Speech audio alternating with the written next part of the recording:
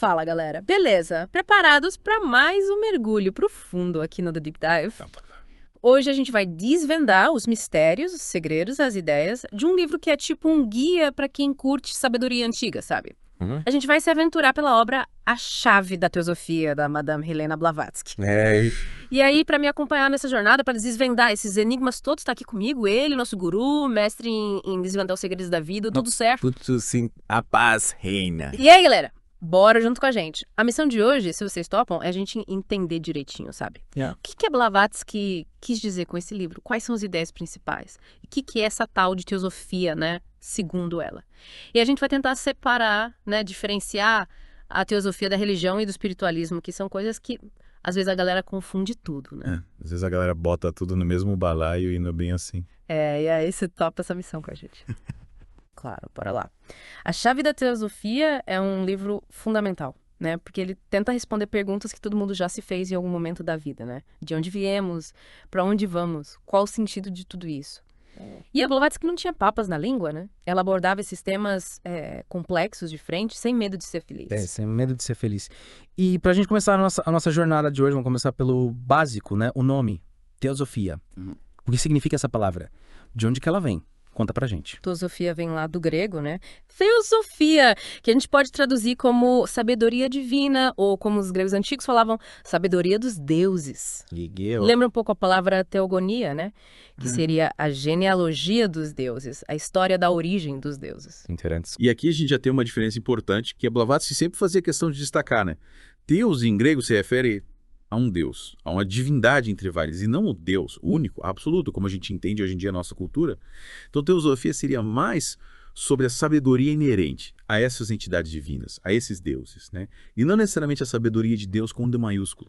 É importante a gente ter essa distinção em mente, né, para entender melhor o que a teosofia propõe.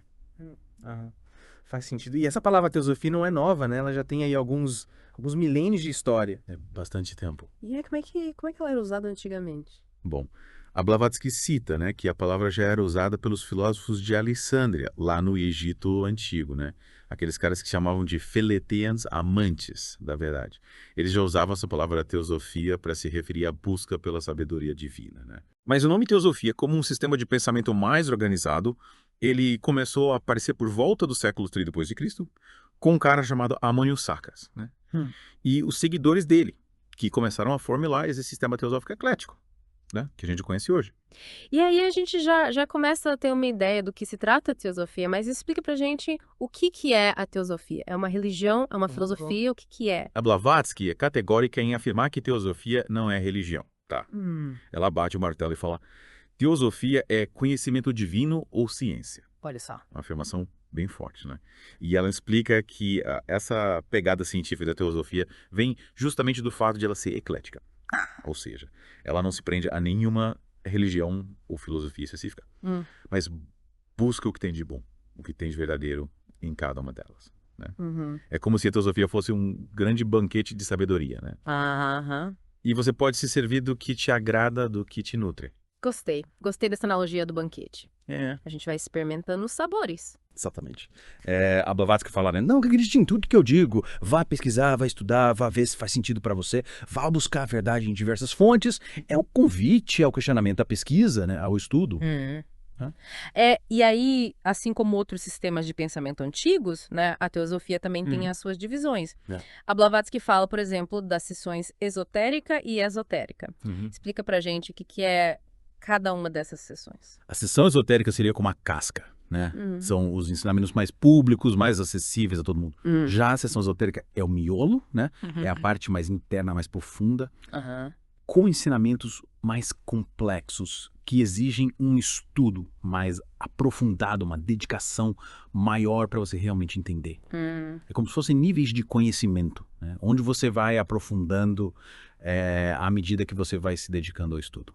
Entendi. E a Blavatsky, ela fala bastante sobre os perigos, né, de você se aventurar nesses estudos de ocultismo, de teosofia, sem a orientação de um mestre, né, de um iniciado. Ela faz um alerta bem sério sobre isso. Qual que é o problema de você estudar essas coisas por conta própria? Ela explica que os livros que existem por aí sobre ocultismo, sobre teurgia, né, Eles são cheios de símbolos, de metáforas. E a chave para interpretar esses símbolos, ela se perdeu no Ocidente faz tempo.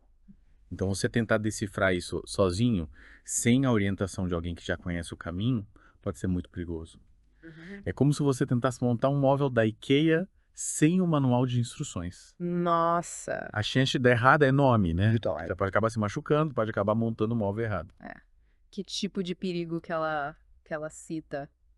O que pode acontecer de ruim? ela fala, por exemplo, do risco de você acabar praticando magia negra, sem nem perceber, né? Ou de você virar um médium desamparado, né? Tudo por causa de uma interpretação errada desses textos, desses símbolos. E ela percebeu que quem se aventura nesses estudos, sem a devida orientação, sem um mestre, acaba tendo ideias muito diferentes, muito confusas e muitas vezes contraditórias sobre o assunto. Nossa, que perigo. E ela também fala da falta, né, de um conhecimento oculto mais científico, mais preciso aqui no Ocidente. Exatamente. Ela fala que, por exemplo, a astrologia, né, que é um ramo do ocultismo, que tem um certo conjunto de regras, né, mais ou menos definido nos seus ensinamentos públicos, mesmo a astrologia aqui no Ocidente não tem a mesma precisão, a mesma profundidade que ela tem no Oriente, né? É como se a gente tivesse acesso só à pontinha do iceberg de um conhecimento muito, muito vasto, né? E como é que a gente faz para ter acesso a esse conhecimento mais profundo, a esse conhecimento verdadeiro, segundo a teosofia?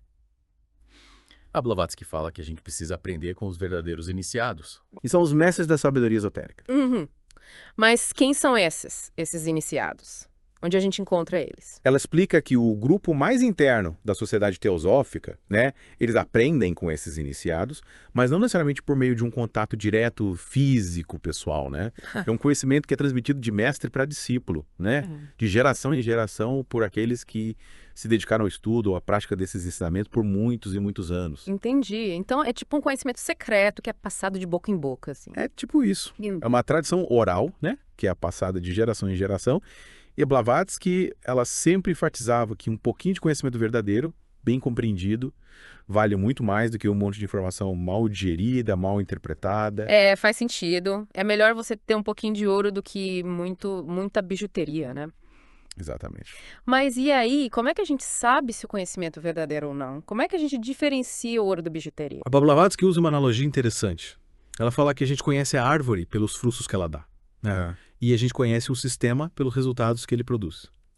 Ela desafia os críticos da teosofia, né, a mostrarem um exemplo, um único exemplo na história de um estudante solitário de ocultismo, que tem alcançado o nível de um mestre, como, por exemplo, o Amônio Saccas, né, que a gente já citou, ou o Plotino, né, um filósofo neoplatônico, ou o Jâmblico, que era um teurgo, né, um cara que praticava teologia sem ter tido orientação de um mestre, e sem ter se tornado um médium, um charlatão que se engana sozinho, né? Então ela usa essa lógica para mostrar a importância da tradição, né, da linhagem do conhecimento, para garantir a autenticidade, a pureza dos ensinamentos. Então, para ela, a teosofia se baseia, se apoia nessa tradição, nessa linhagem do conhecimento, né? Isso. Ela reconhece que existiram, né, ao longo da história, alguns místicos, né, algumas pessoas que fizeram grandes descobertas científicas, que redescobriram alfabetos perdidos ou que tiveram alguns vislumbres dos segredos da natureza, né? Mas ela fala que todos eles eram especialistas em áreas muito específicas, né?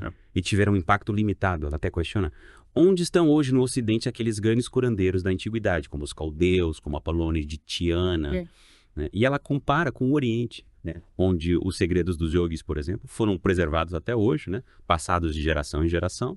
É um ponto interessante para a gente pensar, né? E agora vamos falar de um assunto que gera muita confusão, né? Muita gente confunde teosofia com espiritualismo. O que a Blavatsky fala sobre isso? Qual que é a diferença entre as duas?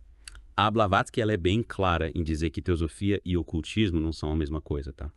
Uma pessoa pode ser um ótimo teosofista sem nunca ter praticado ocultismo. Mas ela afirma que ninguém pode ser um verdadeiro ocultista sem ser um verdadeiro teosofista. Por quê? Por que ela fala isso? Ela explica que se um ocultista não tiver uma base ética sólida, né, se ele não for um teosofista de verdade, ele corre um sério risco de se tornar um mago negro. Nossa! Consciente ou inconscientemente, né? Porque a teosofia, na sua essência, exige que a gente pratique o ideal moral mais elevado, né? O teosofista de verdade, ele se esforça para viver em união com a humanidade, né? Para trabalhar pelo bem da humanidade. Se um budista não segue essa ética, ele vai acabar usando seus poderes, né? Para fins egoístas, para se beneficiar, para prejudicar os outros. E aí ele se torna um perigo, né? Um perigo para si mesmo e para os outros. Conhecimento sem ética, né? É um perigo. É como dar uma arma para uma criança, né? Vai Tá. dar muito errado. Total. E a Blavatsky, né, ela viveu numa época em que as ciências ocultas, né, o ocultismo, a teosofia, o espiritualismo, não eram muito bem vistos, né? Pela elite intelectual, pela galera mais culta, digamos assim, né? Mas ao mesmo tempo tinha um interesse crescente, né, por esses assuntos. Sim, sim. Como é que ela via esse cenário, né? Essa dualidade, digamos assim. Ela percebia que as pessoas mais cultivadas, as pessoas mais eruditas, geralmente descartavam as ciências ocultas como superstição, né? Como algo sem fundamento. Mas ela também notava que essas mesmas pessoas, muitas vezes, não acreditavam no cristianismo. Nem em outras religiões tradicionais, né? Então ela via um certo paradoxo, né? Nessa postura. E ela também observava um interesse crescente pelo hipnotismo, né? Entre algumas pessoas, pela teosofia e pelos fenômenos psíquicos. E como é que isso se contrastava, né, com as crenças da época, né? Ela via que as pessoas, em geral, né, estavam começando a questionar os milagres bíblicos, por exemplo. Né? Exceto, é claro, os religiosos mais fanáticos, né, os líderes religiosos e os fanáticos. E aqui ela faz uma distinção importante entre os teosofistas, né, que podem até acreditar em coisas sobrenaturais, né, e os ocultistas que praticam uma teosofia mais, entre aspas, científica, né, baseada no conhecimento das leis secretas da natureza. Então ela faz essa distinção. Né? Nem todo teosofista é um ocultista, mas todo ocultista de verdade, para ela, né, precisa ser um teosofista ético, né? Isso. Para não cair nesses desvios, né, que a gente já comentou. E ela também fala sobre os perigos, né, de você tentar desenvolver poderes psíquicos, né, sem o devido conhecimento, sem a devida orientação. Exatamente, ela fala que tanto teosofistas quanto espiritualistas, né, que tentam usar esses poderes, né, sem o conhecimento adequado, sem a orientação de um mestre, correm o risco de se tornar médiuns perigosos, mesmo que a intenção deles seja boa. Então ela faz esse alerta, né?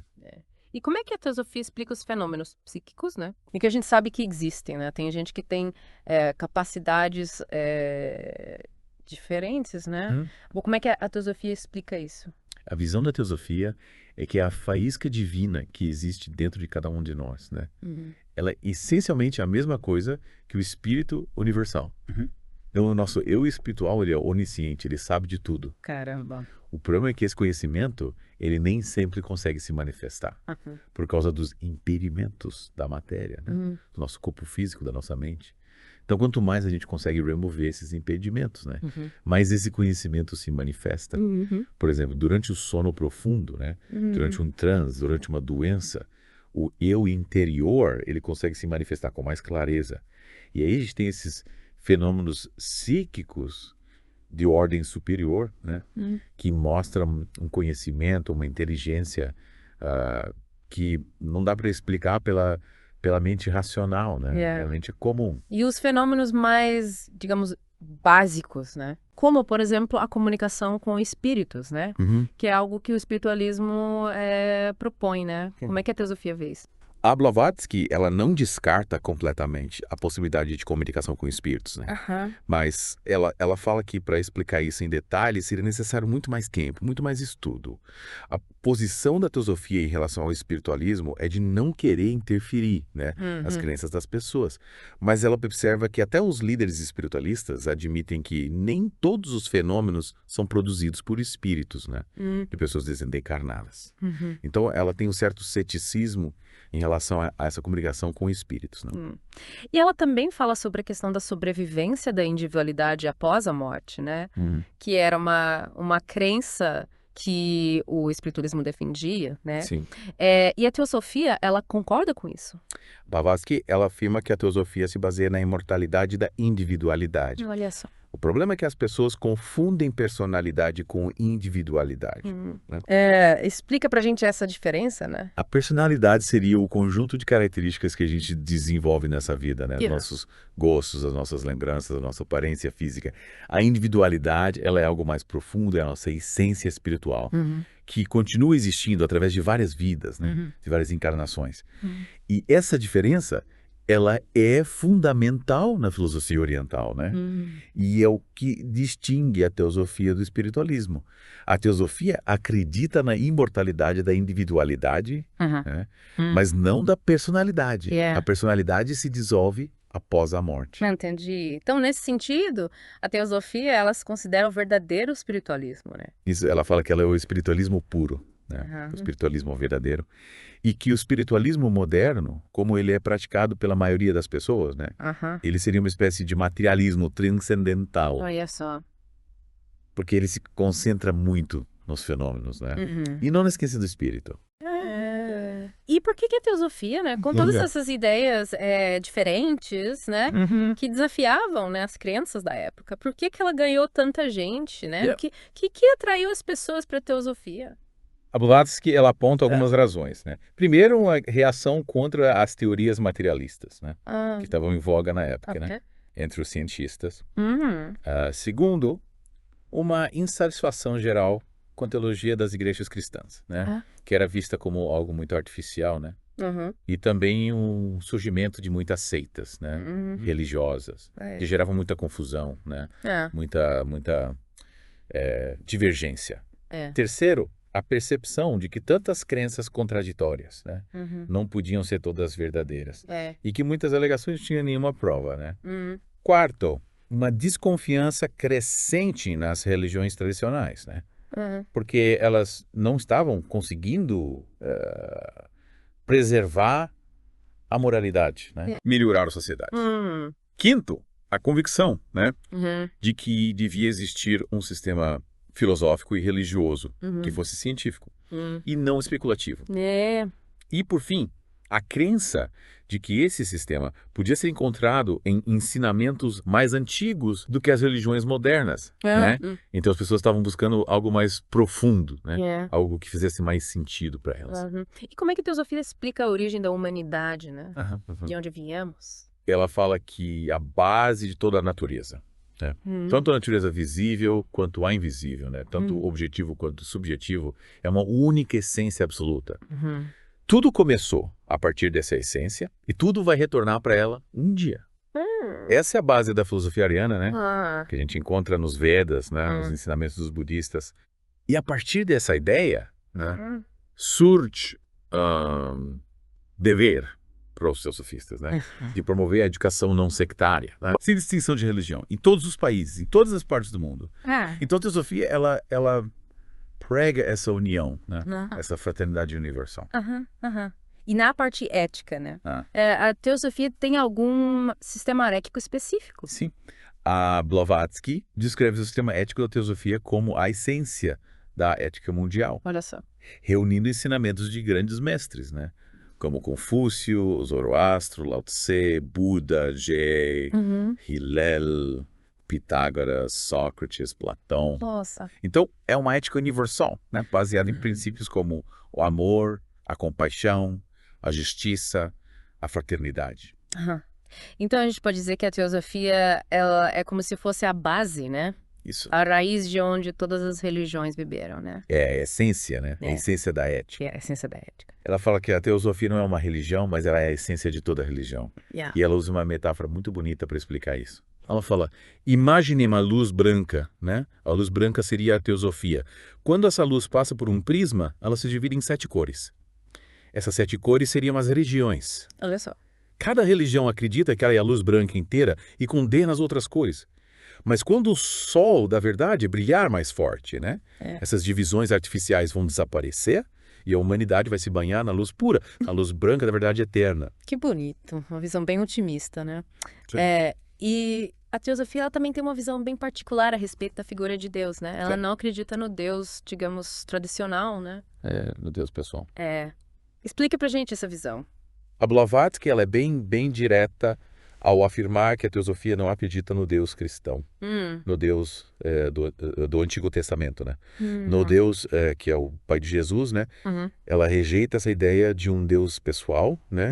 Que está lá fora do universo e que tem forma humana, né? Que é antropomórfico. Para ela, esse Deus, ele seria como uma sombra gigante da humanidade, né? Imperfeita. Ela argumenta que o Deus da teologia, né? Ele é cheio de contradições, ele é logicamente impossível. Então ela descarta essa ideia de um Deus pessoal, né?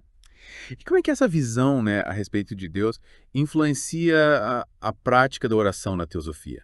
A Blavatsky, ela fala que os teosofistas não praticam a oração no sentido tradicional, né? De pedir, de implorar a Deus por alguma coisa. Eles agem em vez de falar. Isso só. Ela questiona a necessidade de oferecer orações ao princípio absoluto, né? Ela vê isso como uma perda de tempo. Para ela, o universo ele funciona de acordo com as suas próprias leis, né? E não por causa de orações. Então nada de ficar de joelhos pedindo, né? Não é bem assim. Ela critica as orações que são repetidas externamente, né? Dirigidas a Deus desconhecido. Ela fala que essa prática ela vem do judaísmo, né? Dos fariseus. Mas ela apresenta um outro tipo de oração, né? Que ela chama de oração-vontade. Interessante. Que seria como um comando interno, né? E não um pedido externo. Essa oração ela é dirigida ao Pai Nosso, que estais no céu. Mas não no sentido religioso tradicional, né? Mas no sentido esotérico, que reside dentro de cada um de nós. Nossa. A Blavatsky, ela chega a dizer que a teosofia, ela faz o homem um Deus, né? Caramba! No sentido de que o homem interior, né, é o único Deus que a gente pode realmente conhecer. Esse Pai Nosso, né? Ele seria a nossa essência divina interior, nossa consciência espiritual, né? E não uma figura antropomórfica. Ela cita uma passagem bíblica, né, que diz: não sabeis vós que sois o templo de Deus e que o Espírito de Deus habita em vós. Mas ela faz um alerta pra gente, né? Gente, encontro vocês em outro podcast. Não esqueçam de se inscrever no nosso canal.